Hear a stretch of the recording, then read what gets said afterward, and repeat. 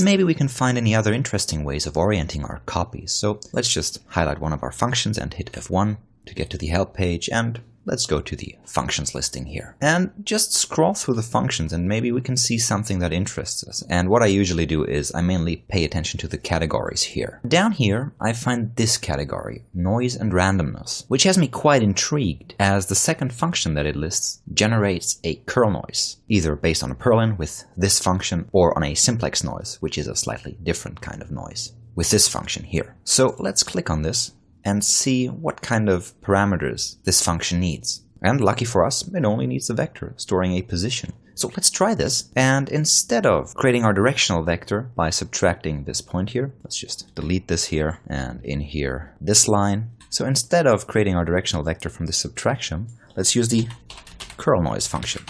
And as a vector driving the value of this curl noise function, we just input our current template point position, v at p.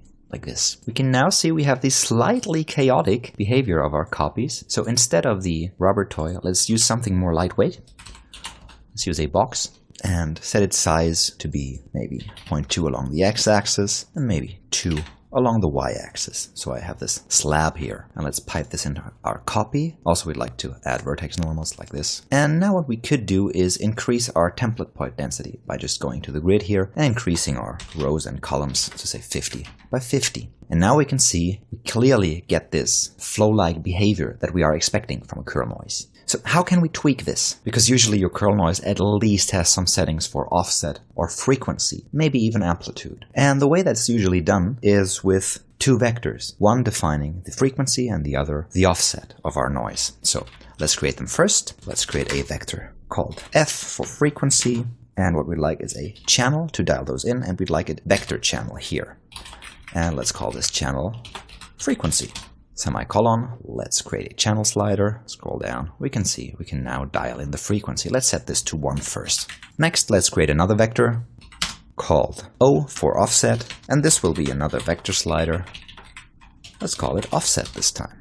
Create it again, and let's leave it at 0. So the way the frequency works is we just multiply our current position with the frequency. So when it's set to 1, nothing will change. However, when you think about setting our frequency values to 10, 10, and 10, my current position will fluctuate 10 times as fast as previously, and thus increasing the frequency of our noise. So P times F. And nothing changed because we set it to 1 now. But let's now increase the frequency along the x-axis, and you can see now we can use this to scale the overall appearance of our noise. And the offset is just a value that we add to this multiplication. So first we execute this multiplication here. If we would like to be totally clear about this, we could also put this in parentheses like this, and then we'll add the offset value to it. And nothing changed now because the offset is all set to zeros, but if we crank this up, we can see now we are kind of moving through this curl noise field with our clones. Okay, set it back to 0. And now I'd like to animate this. And of course, on the one hand, what I could do is just alt-click in here, and then go to our last frame, increase this value to, say,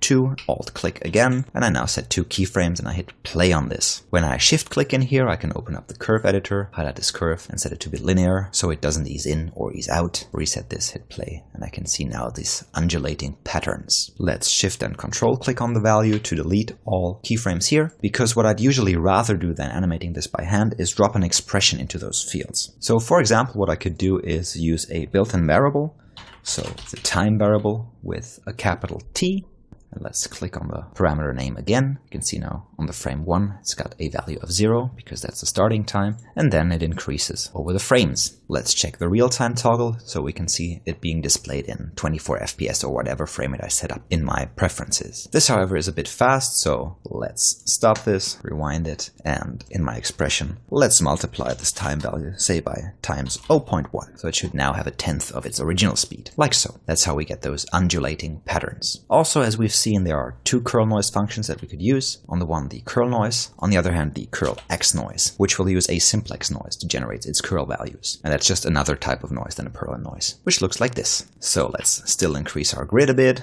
Let's set the size to 6 by 6, and maybe increase our rows and columns to 100, like so. And this already is very similar to the setup that I used to generate the preview images for the first few courses.